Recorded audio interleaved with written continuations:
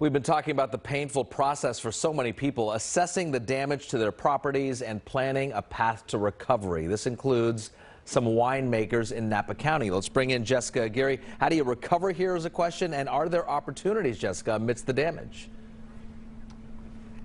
If you make them, they are. Now, ember, fire, smoke, those are the wines coming out of Loomis Estate Vineyards. It sits in the heart of Napa Valley. 1,000 cases of Rhone varietals is what it produces, and it has a history with Mother Nature, and literally the last couple of years with fire. But the LNU fire, that's been its biggest and latest test. Now, it is an amazing piece of property. The vineyard is nestled amid 60 acres of bucolic land on the east side of Atlas Peak. The land is rich and green with cattle, horses, chickens, and of course grapes. Now in 2018, the Atlas fire surrounded the vineyard, but it spared it. So Jeff Loomis named that wine, which is still in the barrel, Fire. This week, the LNU Inferno bore down on his property, taking his barn, his collection of classic cars, and it raced through 90% of his land, including the vines. It spared him, his daughter, and his animals, so Loomis is grateful. But Loomis's motto is simple: survive and thrive, not just for himself, but for others too. My plan now is to try to make one wine. And as long as we can make a quality wine, I want to bottle it. I want to call it Smoke. And I'm going to donate it to local restaurants gratis.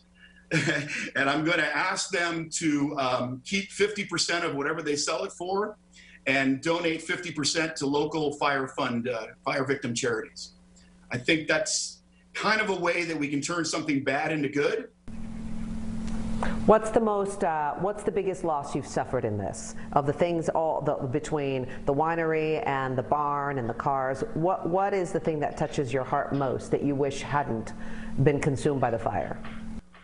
Well, obviously my kids and animals are first and foremost, and they have not been harmed.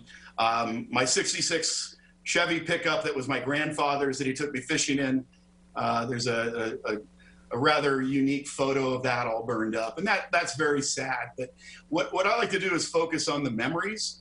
I still have those. I may not have the material items, but I still have those great memories. But that touches my heart a little bit. Now, Loomis admittedly has a complicated relationship with fire. Believe it or not, his home that sits on that property burned down back in April. But, incredibly, he says he's not in perpetual fear of fire. He says he doesn't focus on those things. He doesn't focus on worrying. He just focuses on moving forward. Now, the new wine that he plans to make out of this, the one he's going to give to the restaurants, he's going to name that one Smoke. Yeah, we will try to get our hands when that bottle comes out of Smoke and help donate to the cause. That's a nice story.